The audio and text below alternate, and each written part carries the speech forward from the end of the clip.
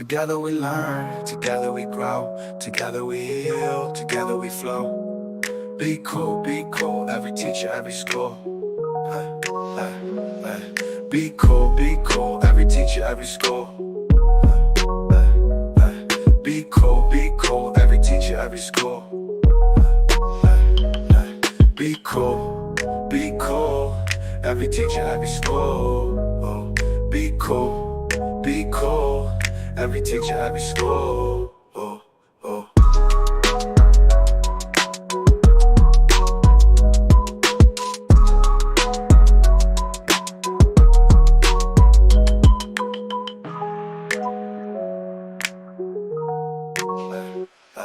Be cool, every teacher, every school.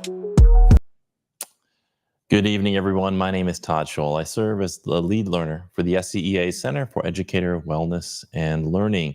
We call ourselves Cool.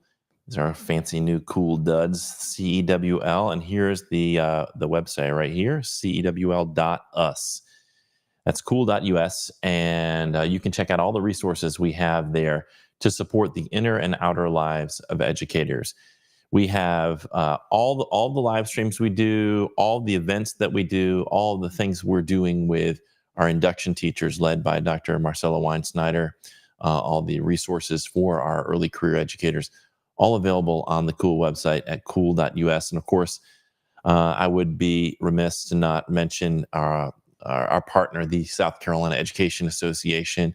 And if you're interested in joining our movement, please go to their website at jointhescea.org, where you can join and become a member of your local, state, and national associations. The NEA is our mothership, and the SCEA is the state affiliate for the NEA. And NEA has incredible benefits because there's over 3 million members nationwide. Part of that, the largest labor union in the United States of America. We're really proud to be an affiliate. And of course, we advocate at the local level. So we have locals in Greenville and Charleston and Horry, all over the state. So we encourage you to consider being a part of our movement if you aren't already. So tonight, we are going to be talking about advocacy again. And when I came to work at the SCEA, this is one of the first people that I wanted to meet with and talk with, because she has been a really big vocal leader for public schools in South Carolina. She was born in Sumter and raised in Columbia. She's currently an adjunct professor at the College of Charleston with a Master of Education in Teaching, Learning, and Advocacy program. She started her career as a teacher at Goose Creek High School for 12 years, establishing community-driven opportunities that bridge the gap between the school and the communities it served, with a focus on service learning at the core. She joined the district office to serve as a teacher evaluator, coach, and mentor to novice and experienced educators. After 6 years of serving within the district's administration, she returned to the classroom at North Charleston High School, and the following year was recognized as a top 5 Teacher of the Year finalist for Charleston County Schools in 2020. Returning to Berkeley County, she served at Cane Bay High School as an ELA teacher before resigning this past January 2024, to focus more on her own children and family, particularly her son, who's on the autism spectrum.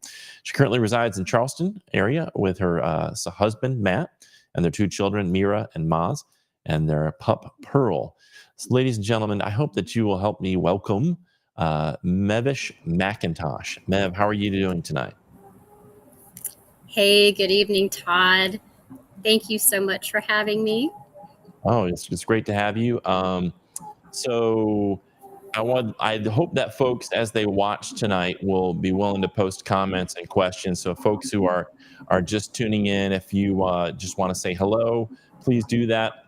We want this to be a really interactive session, but let's just start with sort of your backstory. I know you were really influenced by your parents and how you grew up as you went into education. Maybe start there. Let's start about how Mev McIntosh became an educator.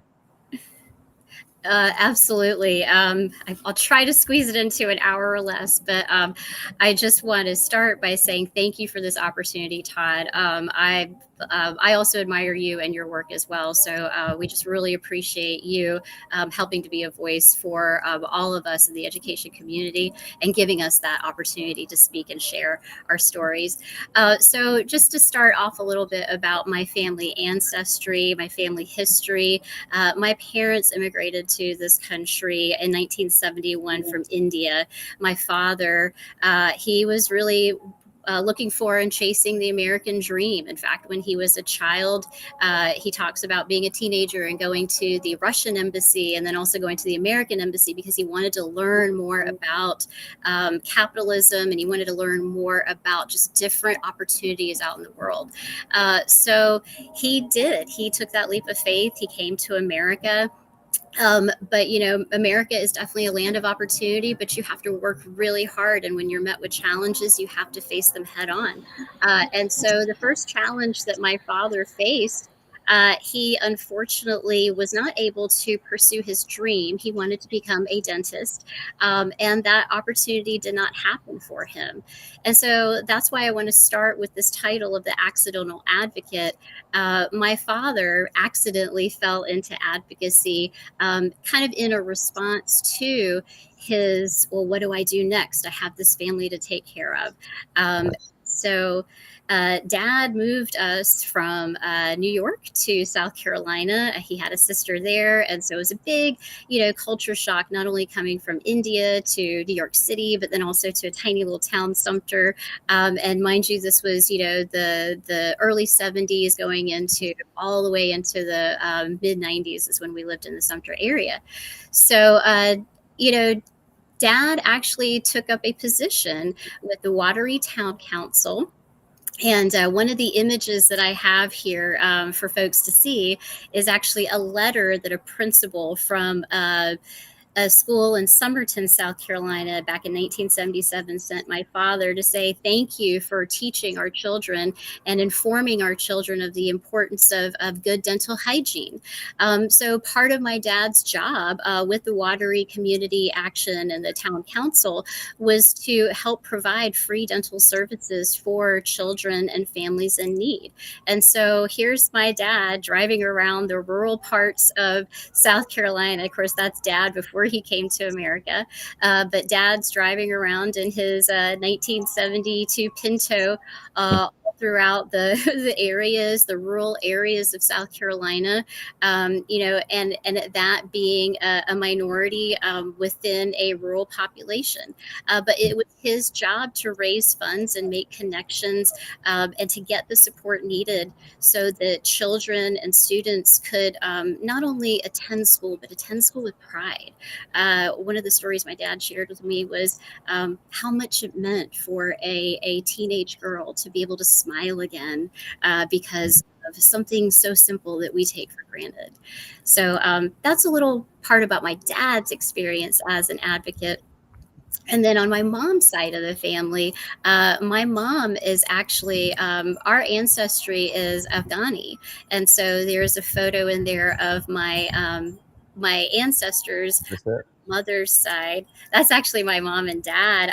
Mom and dad, okay. Photo, yeah. So this maybe is the one. That's the one, Todd. Thanks.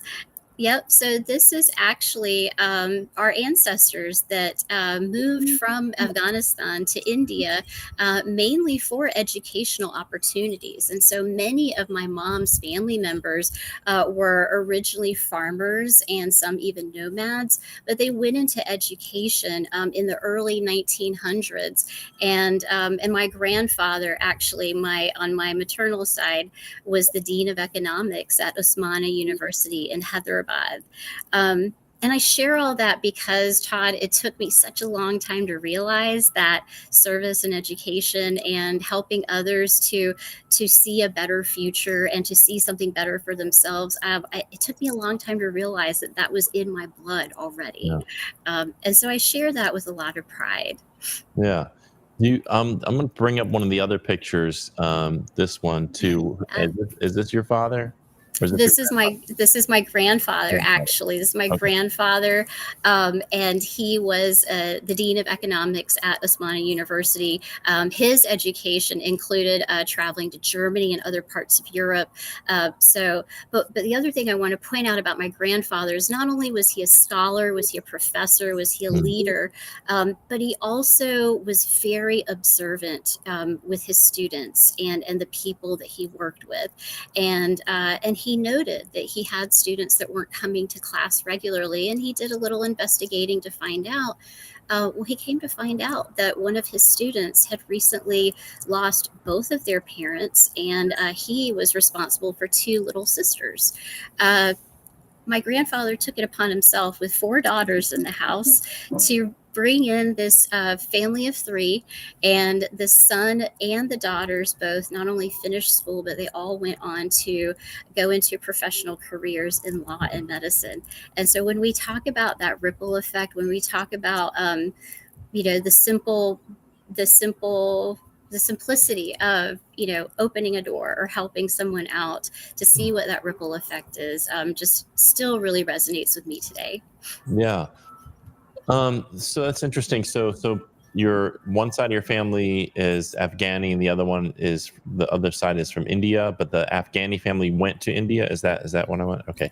And Correct. Mhm. and what type of stories did you hear? As I think Americans know so little about the history of those regions. We just have stereotypes in our head.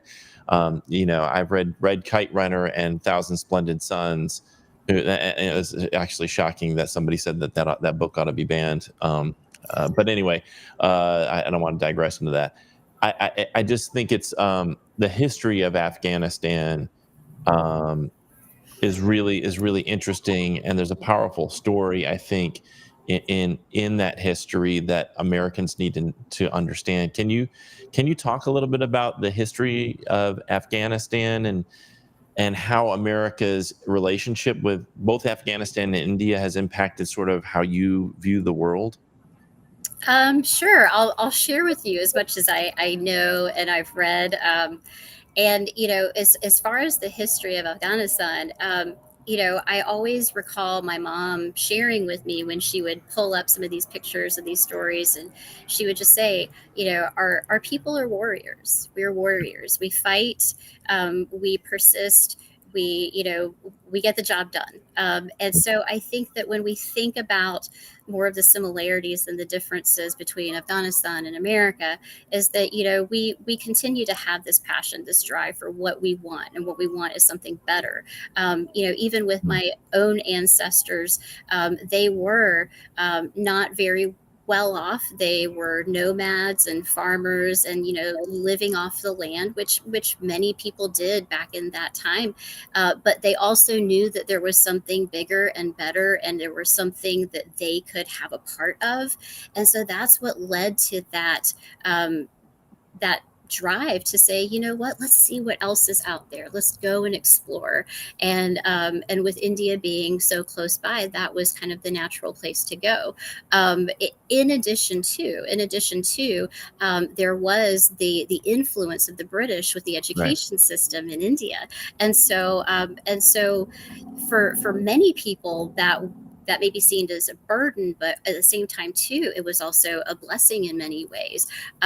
It gave my mom's family the opportunity to grow and thrive, mainly through the education field. It gave my father's family an opportunity to grow and thrive. My grandfather on my father's side was actually a high court judge in the same hometown in Hyderabad, and he was given an opportunity to go move to London and work with the British government. And he said, no, I want to build what I should be building here in my home country, and that's India.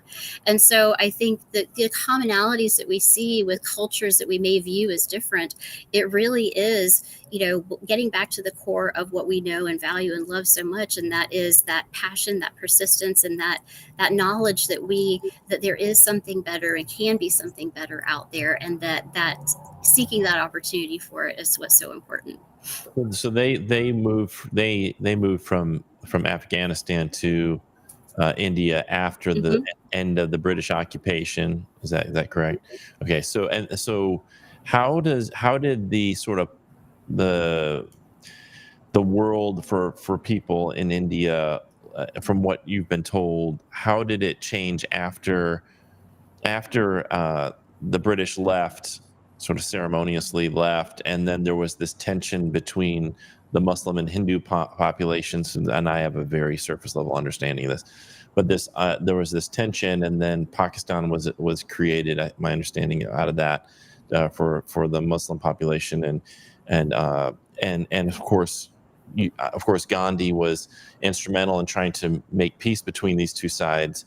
How did that sort of that turning away from British occupation and the sort of schism that was created, how did that impact you and your family, and also the influence of someone like Gandhi? How did that then influence your family?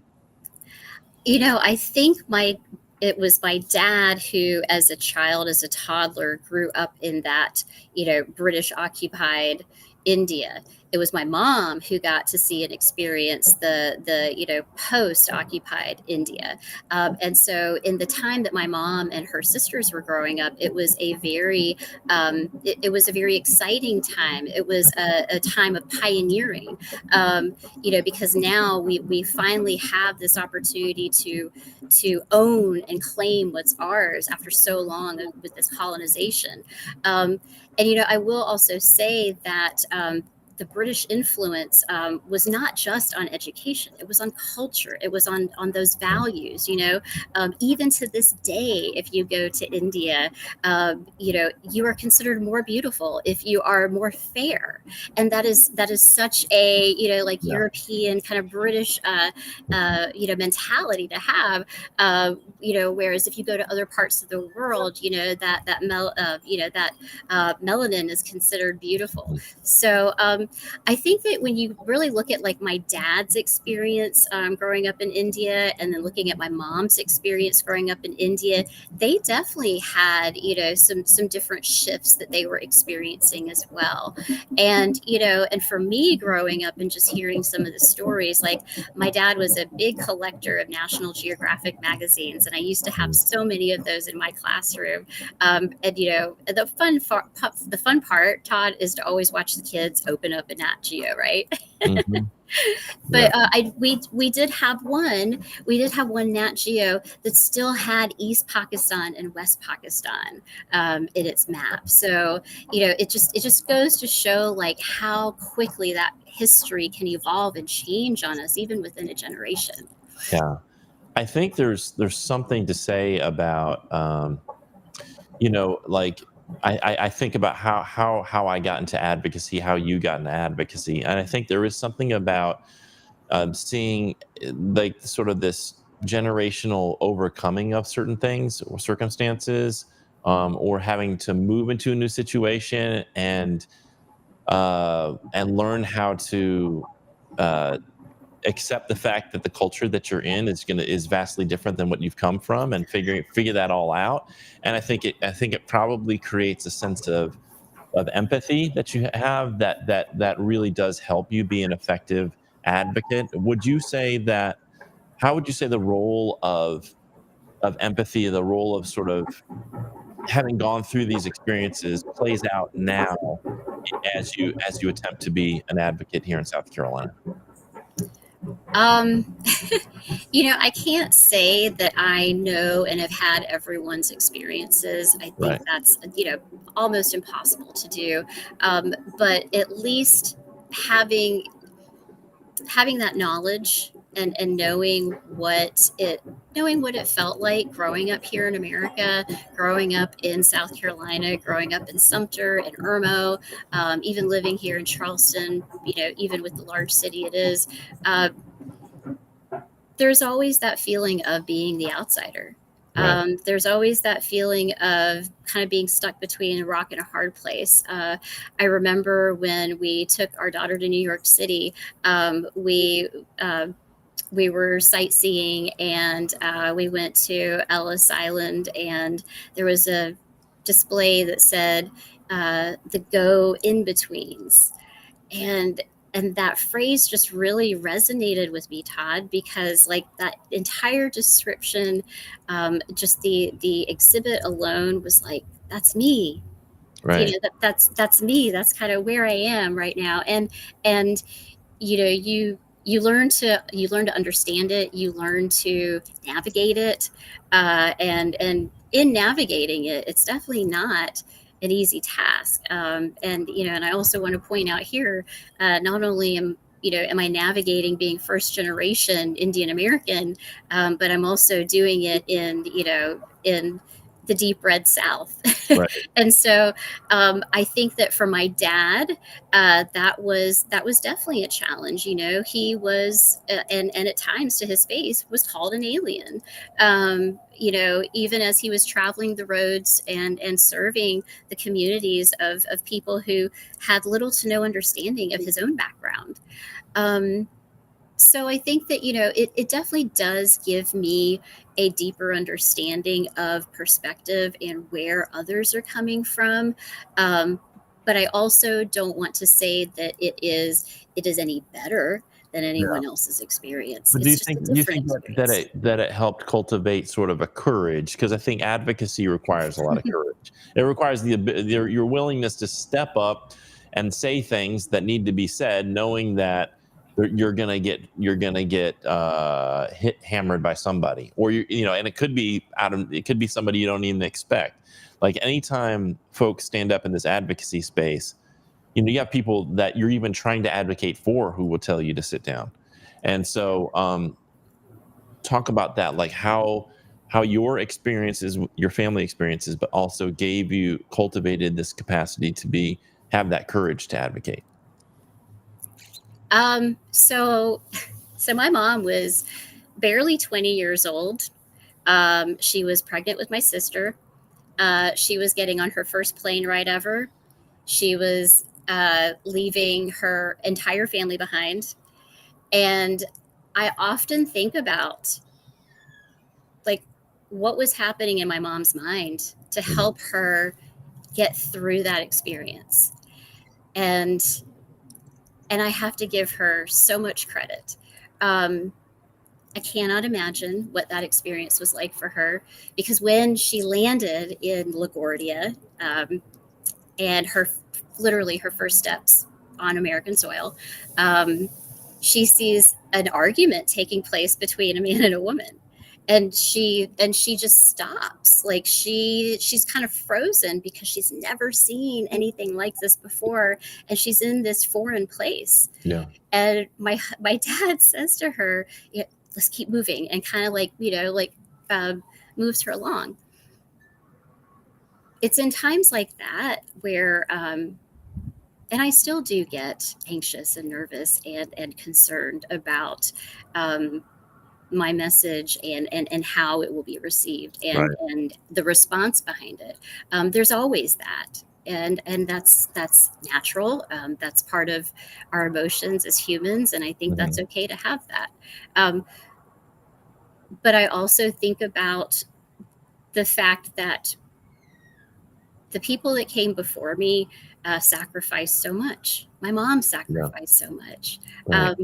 My ancestors who left behind a world that they knew for India, sacrificed so much. And so why can't I do the same by taking that mic or speaking up for the student whose parents aren't there because the parents have abandoned them? I think that, one thing that my dad always taught me was there's always going to be someone better off than you, Mahwish, but there's always going to be someone worse off than you. And how are you going to help that? How are you going to help fix that? And so those are the things that really stuck with me over the years. And it took me time to understand those things. Let's look at this quote that you asked me to have ready. So this Rumi quote, who I love Rumi, go to the well of love deep inside each of us, be generous and grateful. What does this mean to you? So first of all, that's my dad's handwriting. And I always am just, even to this day, just always in awe of his penmanship. It was beautiful, it was exquisite, and even until his very, like, near the end, he still had just this beautiful handwriting. But that quote, that Rumi quote, is essentially saying, live your life to the fullest, live your life to the fullest, and continue to seek out what you're finding the answers to. And we may not always, it may not always be the path we've thought we would have, like my dad, and even me. But I think that it's important for us to remember that there's so much more that can be done when we love and support and listen, and seek to understand. That's one thing that I always tried to impart on my students, is seek first to understand, then to be understood. You have to take that time to really observe, listen, and reflect. But at the same time, too, John Lewis taught me, and I had the opportunity to sit front center stage with him in DC, thanks to Aaron Gruell and the Freedom Writers experience. He said, keep getting into that good trouble. You have to keep getting into that good trouble. I hear the picture here. Yeah, there's me and Miss G. That was actually kind of a dark time in my teaching career, and I got a call from the Freedom Writers Foundation with an opportunity to do training with Miss G, and what an incredible experience.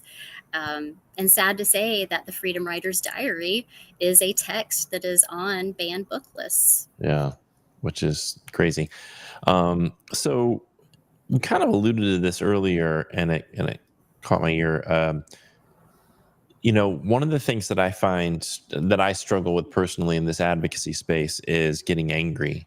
And then I feel like what you said, which is it's okay to be angry. Like I don't want to shame myself for feeling angry, but I also don't want to lead with that. I don't want to be led by anger. I mean, I think it's great. It's okay to feel it. And, but I want to be led, similar to the quote, I want to be led by love and compassion and understanding and grace.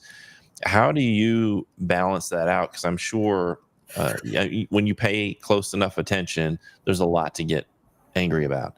How do you balance that anger and then kind of recommit and rebalance yourself to ensure that you're not being swept away in the frustration and the feelings of animosity towards people who are harming kids and students and teachers?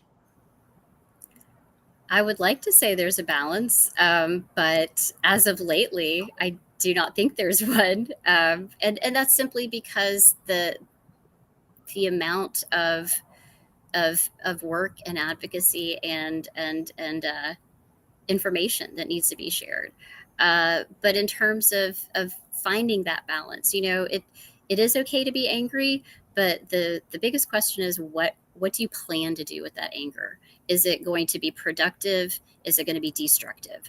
And I think it's so easy, and we're so quick to want to be destructive because we are angry, and that just inner rage, frustration, whatever that core emotion is, you want to act upon it. But we also have to keep in mind that the same social emotional skills that we teach our children, take 5, ask yourself 3 questions before you do, X, Y, or Z, and as adults, we also have the ability to say, okay, I'm pissed. What am I going to do about it? I can do nothing. I can, do something destructive, or I can do something productive. And I think that looking at what is productive in that sense is what's going to help you move that anger into something that's going to actually make some kind of a difference. And when I say make a difference, that difference, it takes time.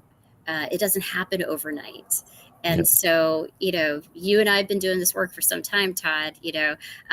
I accidentally fell upon this advocacy because in 2003, the year that I was supposed to get married, I was pulled into a room by my principal with about 7 or 8 other teachers and told that because we were recent hires that we may not have a job next year. So I panicked. And I think it was about 3 weeks later, we had a group of teachers that were using their spring break to go up to Columbia and to raise some cane over this. And so I said, yeah, I'll join you guys. And I believe that was my first visit, and that made front page news. I think that continuing to work on that anger with that productive response is also what's key too. And the other thing, if you don't have a tribe that you can count on and reach out to when you need it, when you are really angry, when you are really ready to pop off some heads. I know I have my tribe, and it's a group of 5 ladies on my text that I can reach out to and say, and they will respond back and say, we got you, but we're going to do something about it. Right. So this is gonna be a big question. You said you've been, and we have been doing this for a while. I've been in public education since '95 in South Carolina, and it's taken me a while. It took me probably 10 to 15 years to even begin to have an understanding of what's happening in the state politically and for teachers and the whole state of advocacy. In your experience, what is your diagnosis for how we got into the situation that we're in, and how do we get out?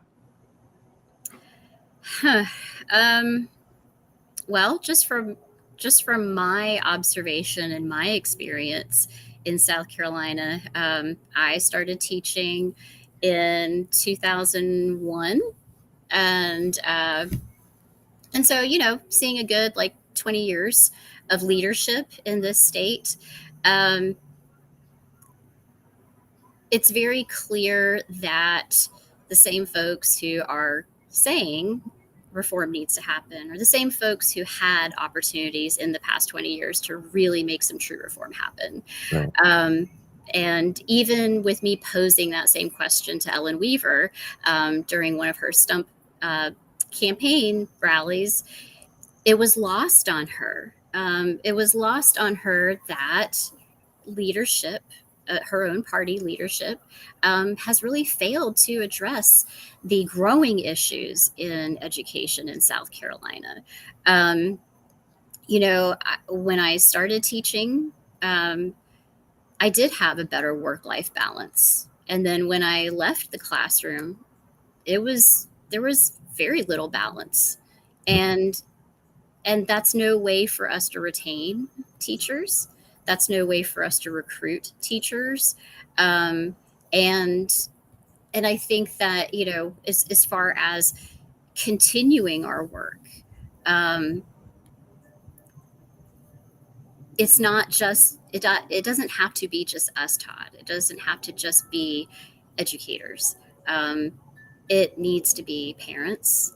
It needs to be students. It needs to be the stakeholders as well. Right. And I'm willing to bet if most stakeholders knew just the typical day of a teacher these days compared to 5 years ago, they would be ready to do something to help that teacher out. Right. And I think that's what's really important for people to remember is that, so many people out there can complain about the issues in education, but to really roll up your sleeves and do the work and to stay committed to doing the work, that's rare. And I think that, the more that we continue to change just the things we're doing in education without really giving it true thought, it will eventually appear and seem like to the next generation of potential teachers that, oh, well, what's happening this year is not going to happen next year. And so when there's no consistency in a profession, in a workday, and it mainly focuses on being overworked, Yeah. then that right there is the real problem that our lawmakers are really failing to address. So is some of it intentional? Is some of the sort of the degradation of the profession in terms of the pay not keeping up with inflation, for as an example, like we had to take pay cuts or at least didn't have pay raises in like 08, 09, 10, and that whole era during that recession. And then you had and just increased accountability forced down onto the teachers, um, and a whole host of initiatives, and then a sort of stripping of autonomy.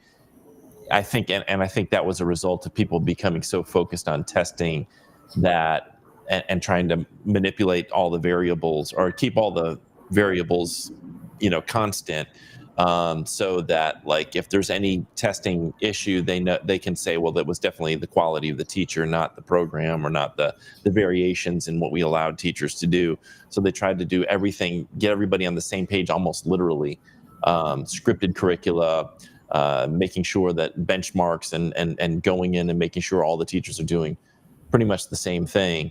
And now we see reports where English teachers, and you're an English teacher, you're not even allowed to really use novels anymore. You're taking books out of the schools that represent diverse backgrounds. And then on top of this, now you have this whole PragerU thing where you're trying to, there's this weird projection thing. It's like being a profession that's been indicted by some folks that that we're indoctrinating kids, and then you have actual indoctrination happening by the people accusing teachers of indoctrinating kids. It's just, it feels intentional at this point. And I wonder what your perception of that is. You feel it's intentional, or do you feel like that it's just an unintentional side effect of an ideology? I definitely think it is intentional when you have the superintendent of education being the person to decide what instructional materials you can or cannot have in a classroom, in any given classroom. And at that, one whose qualifications lack significantly in any kind of teaching experience compared to the teachers that do have those licenses. Mm-hmm. It is intentional. And we've known this has been intentional, Todd. We've watched it since the 80s. We've been keeping an eye on it, as we saw A Nation at Risk unfold and No Child Left Behind. Mm-hmm. It is always the opportunity, in just my observation, to maximize financial potential. And if you really think about that, when we say maximize financial potential, let's talk about for-profit charter schools. Right. Let's talk about vouchers, of which in some cities, including Cleveland, if I'm not mistaken, the taxes have increased so significantly to fund those vouchers. So then the question is, where will South Carolina find all that additional funding if leadership is continuously providing tax cuts and breaks, as they so claim? It is most definitely intentional because, and this is just my 2 cents and just from what I've read, hedge fund investors had their eyes on the healthcare field about Mm-hmm. 50 years ago, right? They now have their eyes, and they've had their eyes on education because it is a huge, huge money-making, profitable business, depending on where you are on the spectrum with it, right? Right. So then, yeah. So this is what I hope folks will listen to is follow the money, and understand that this is what you do is you don't go to the public and say, hey, what we want to do is set up a public education system similar to our healthcare system, where you're going to pay actually out of pocket, or you're going to have to pay premiums if you want higher quality education.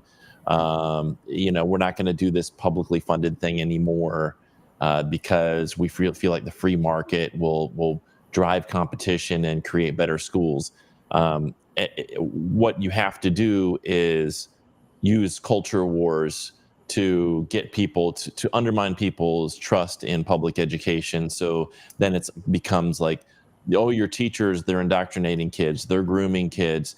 The schools are just liberal bastions, and they're brainwashing your kids, and they're failing.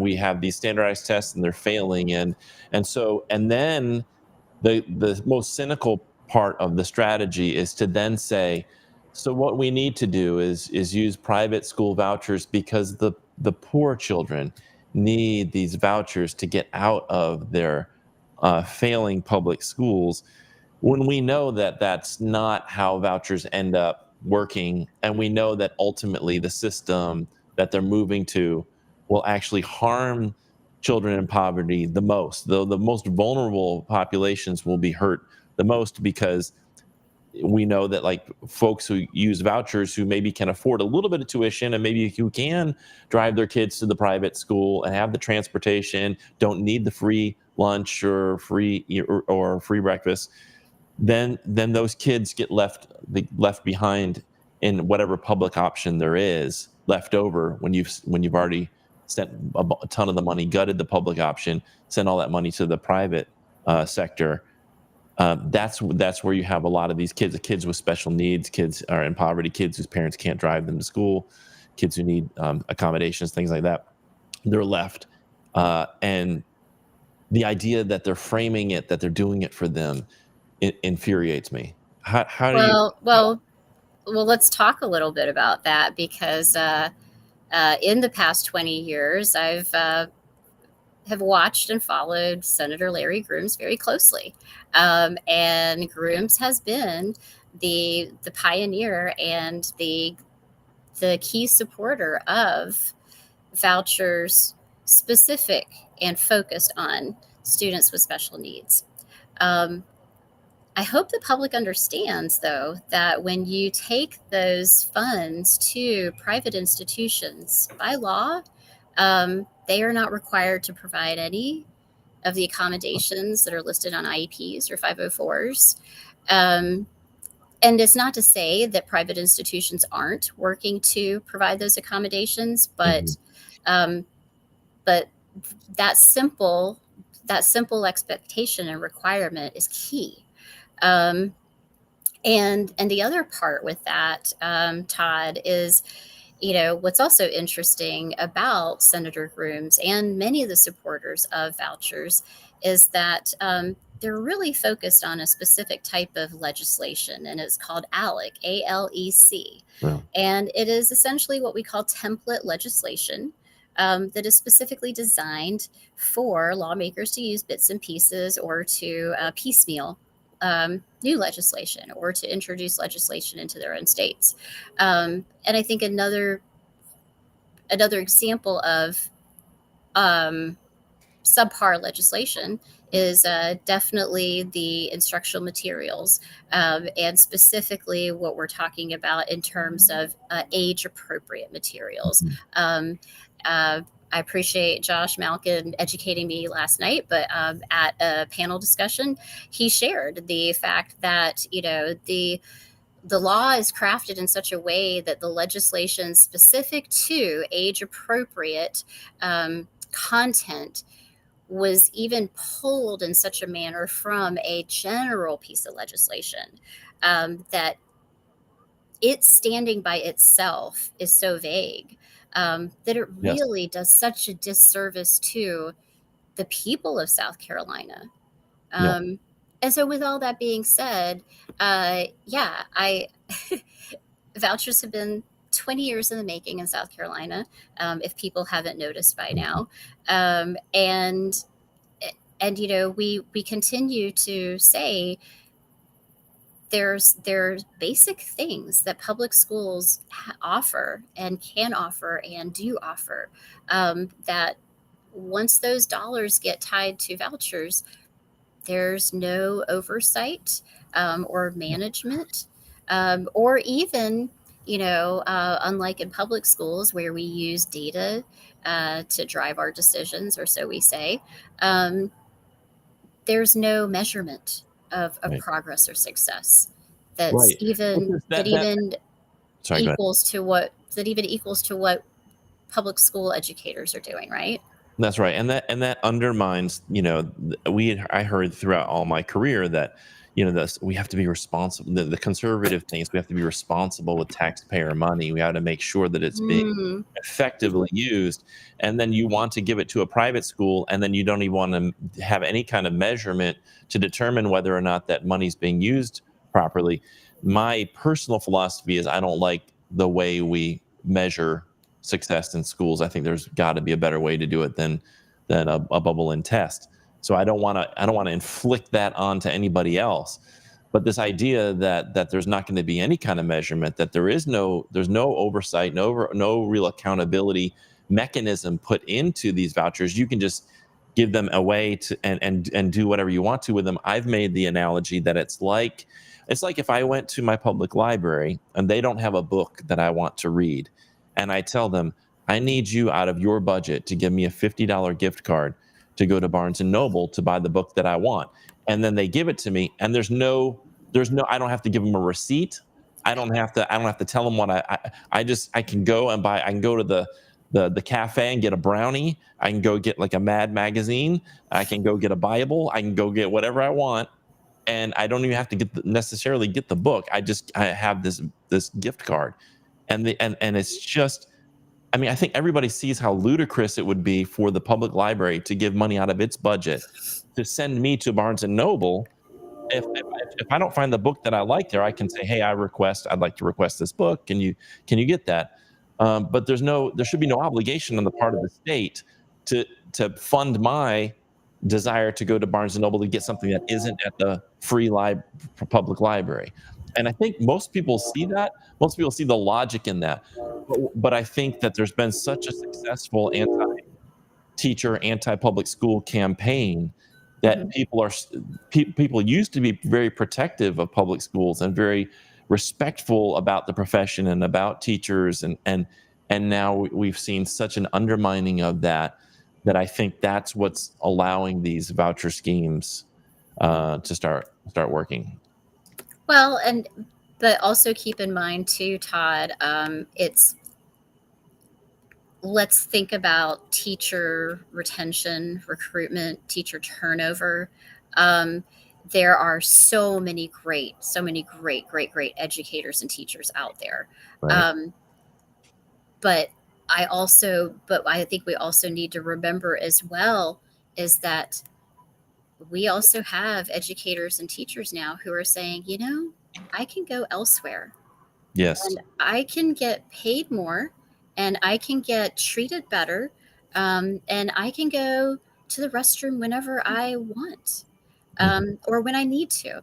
Um, and I want to take a minute just to share just a recent example of this.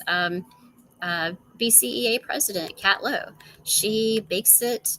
Um, she is routinely attending our Berkeley County School Board meetings and speaking to the shortages and the concerns that teachers and members are sharing. Um,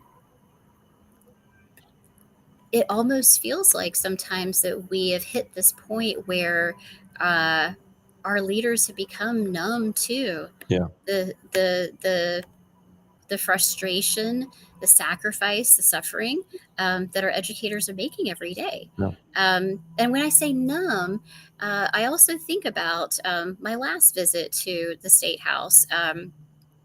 When Senator Greg Hembry, sitting in a room full of educators on lobby day, essentially was giving us a lecture on how we should be sharing and communicating our profession to the public because he overheard a young lady talking about how she was so upset that she heard her son's teacher talking about how horrible her job was in the grocery store. Right. That toxic positivity and gaslighting that they do is really, really frustrating. The idea that a teacher like Kat can't say, "Listen, we can't even pee when we need to." We really can't even like take care of our bodily functions. That's how we're being treated. And then that falls on deaf ears, and then you have people saying things like, "Well, just talk positively about your profession. We need to recruit more people into it."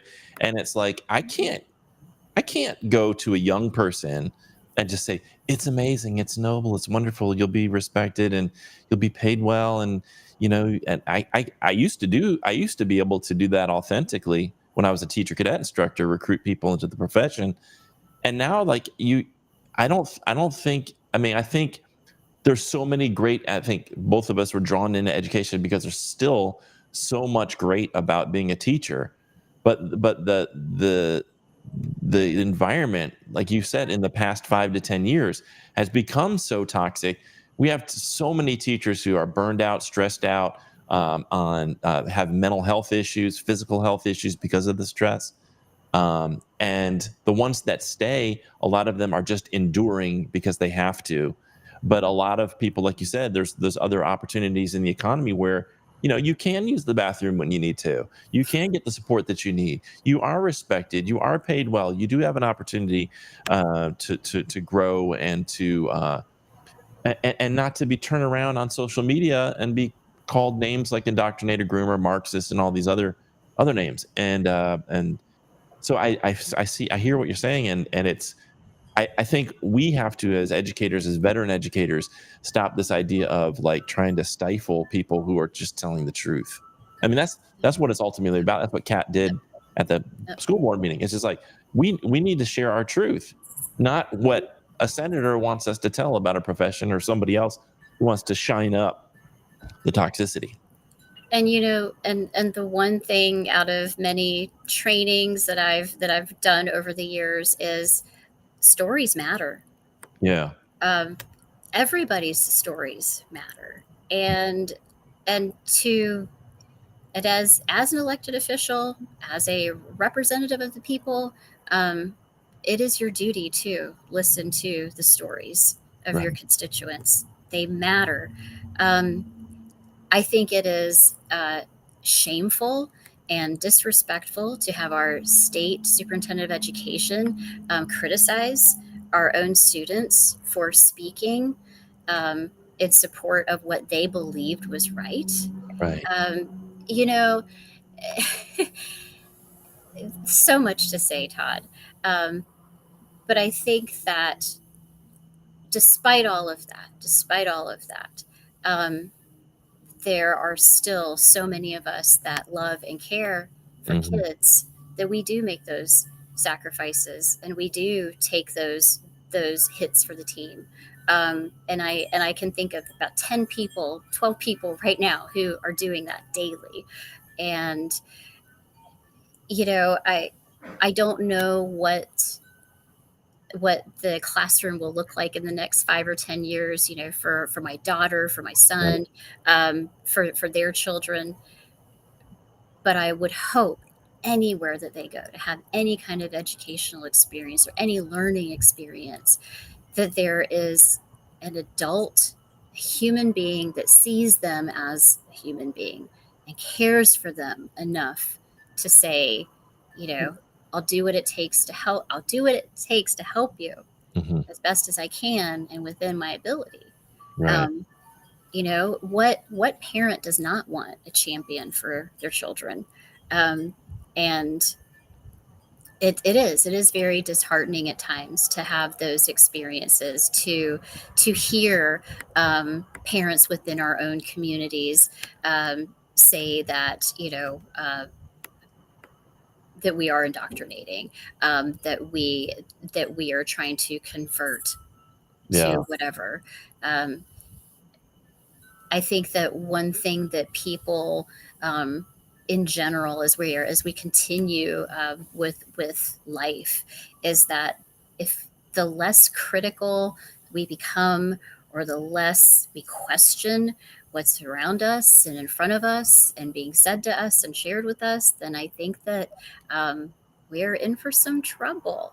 And unfortunately, I'm seeing more of this today. Because of how easy it seems to be able to convince people, whether it's a fallacy, whether it's a falsified fact, whatever you want to call it. But, in talking about those culture wars, let's take it at the local level, Todd. I'd love to share what's been happening in Berkeley County with you in terms of culture wars. So, I taught at Cane Bay High School until January of this year. And then last year, it was about springtime last year, attending a school board meeting, and a parent stood up and spoke about a book in which her child read, and she was absolutely appalled at the graphic content of this text. Come to find out, that parent never contacted the teacher to simply ask about the book, and to simply raise the question to say, I have a problem with this. That didn't happen until nearly 2 months later, after the text had already been read and studied. And that same parent then went on to challenge 93 books in Berkeley County. And what's problematic with that, Todd, is you can challenge any material, but when you list under student name or child's name every child in Berkeley County schools, you are now inadvertently speaking for me as a parent. Right. Exactly. And I did not put my name on that form. A huge waste of our Berkeley County School District dollars, a huge waste of the time and energy that our employees were, to a degree, mandated to serve on committees. And about halfway through the series of committees, they were canceled. And I share all that to say that imagine what we could have done had we not spent that time and energy on that one issue that eventually got dropped and dismissed. Right. Yeah, I think this is what it is. It's like, the same thing with CRT. It's these boogeymen that they want folks to chase after, thinking that they're, giving people in the community, and it's not even a lot of people. It's just a handful of people in communities. This feeling that they're doing something important, that they're saving kids from indoctrination or saving kids from certain types of content or whatever. Saving kids from liberal Marxists that are trying to, do some type of Maoist revolution in America. But can I ask this, Todd? Yeah. If you're saving kids from this inappropriate content, why go on public comments and read out the explicit content verbatim? Yeah. Somebody asked a question. Sean said, "Does Berkeley County have opt-out forms for Charleston, like Charleston does?" I believe so, but if they do, that's a really great question, because while the instructional materials policy has passed, there's been very little, if any, guidance on that part and on that end. Yeah, I don't think, it's really interesting. One of the things I posted was, after Ellen won and got into office, I was like, wow, look how quickly CRT went away. She was really quick about being able to get rid of that. It's like that was a huge campaign issue when she ran in 2022, right? This whole idea of CRT. And then have you heard about it, like, since she's been in office? And the other thing, like you mentioned earlier, if CRT is in, if it were, it's not, but if it were, you've had a Republican superintendent of education, governor, state house for 20 years. So who's responsible for it being there that long? So it's like it's just a boogeyman. It's manufactured BS to create outrage, to get people to be anti-public schools, so that when they say, we'll send your kid then to a private school and we'll give you a coupon for it, then you're like, okay, well, yeah, when I need my kid to go where the school aligns with my values, they're not trying to get them to be, liberal or whatever. while also Definitely allowing, but while also allowing for the public Right. schools to move more and more into disarray. Right. And so the to go good back to your teachers leave, people question, like it you is leave. intentional. Yes, and good people like you and a lot of other great teachers decide to leave the profession because it's just become so toxic for them, that they're choosing themselves and their families and their own health, their own mental health over the profession. And I have this guilt because I have teacher cadets who I've recruited into the profession, and they're like, Mr. Scholl, why did you get me into this? And now I feel they're 10, 15 years into the profession now, and they're frustrated. They're English teachers frustrated with this idea. I can't even teach a novel now. You took To Kill a Mockingbird out of my curriculum.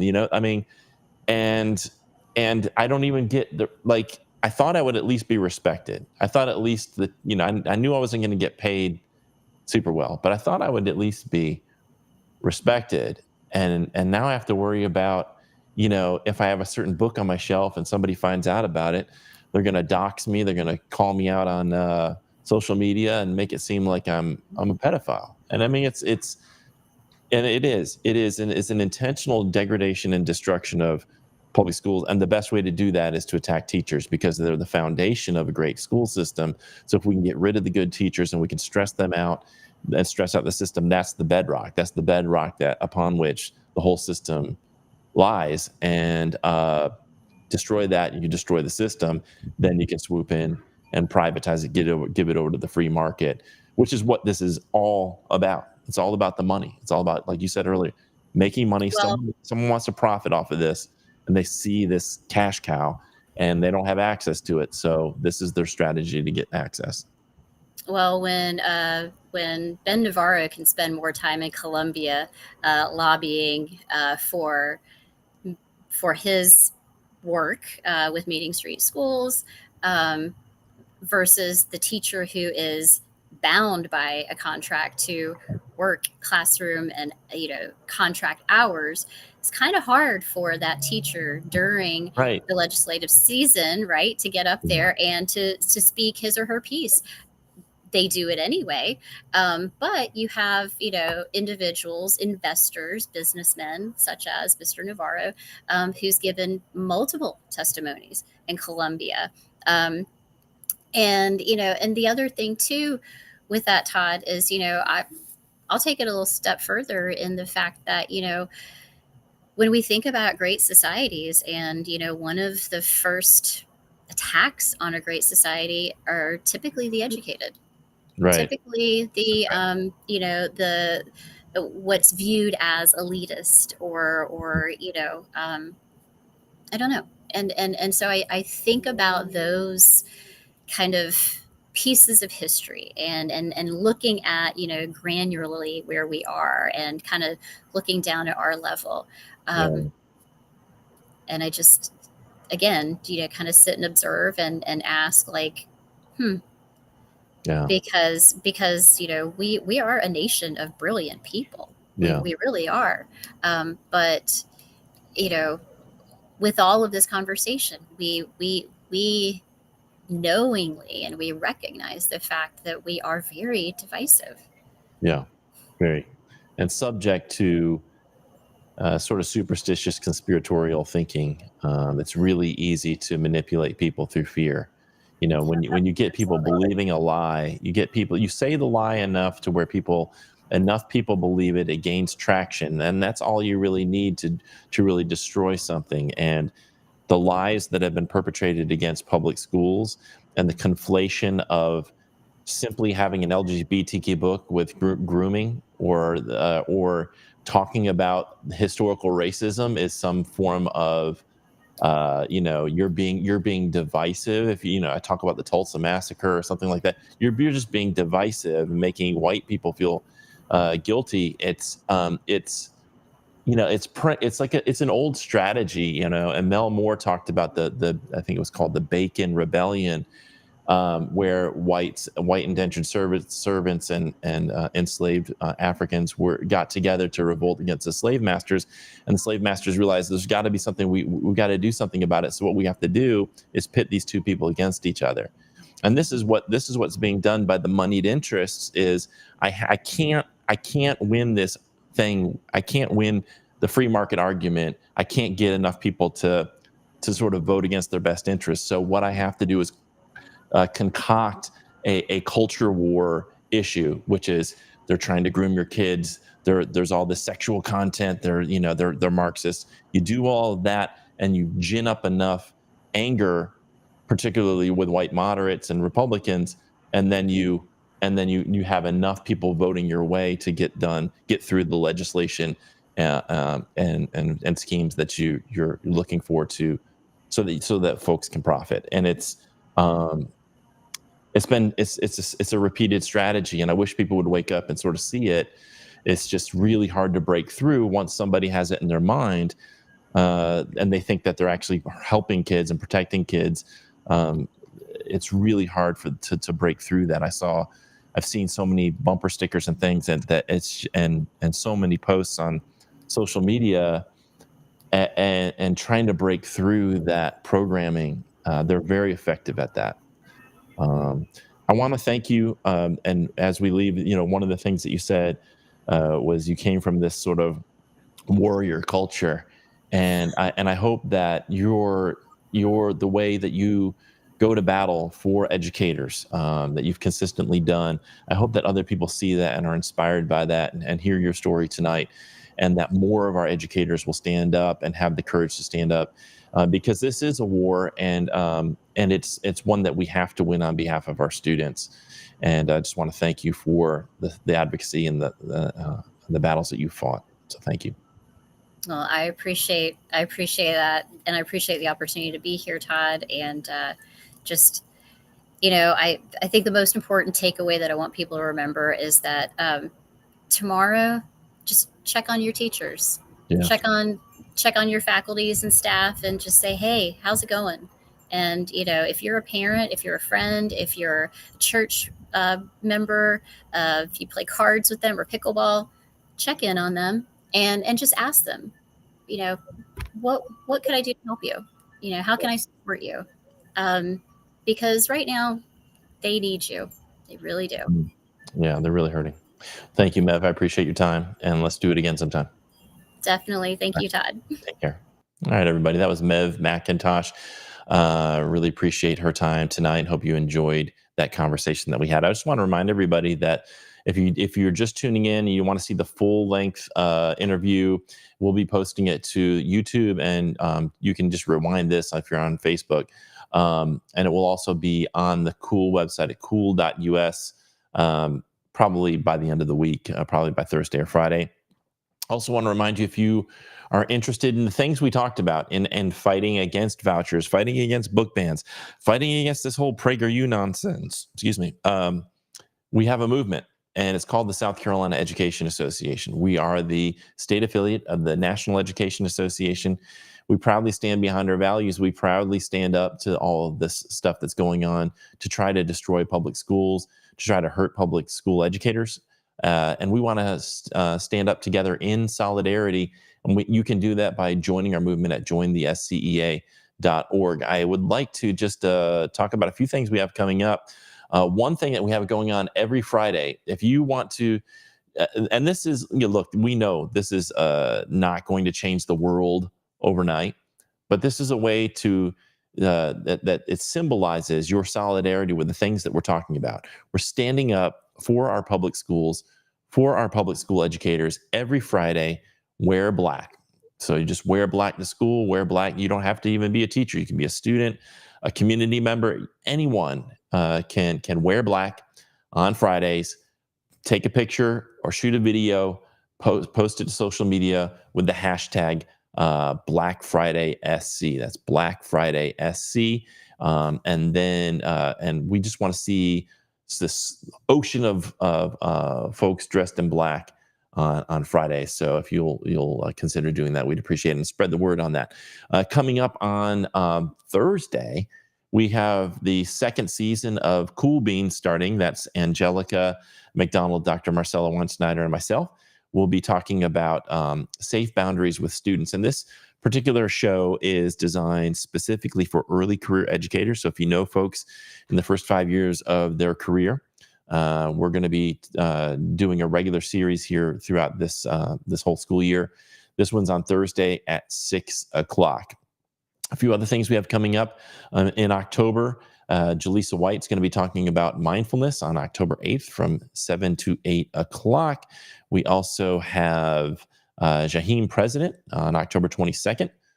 He's an early career educator talking about his first year of teaching. We have on October 24th, Audrey Kalianos talking about gut health and anxiety. Fascinating information.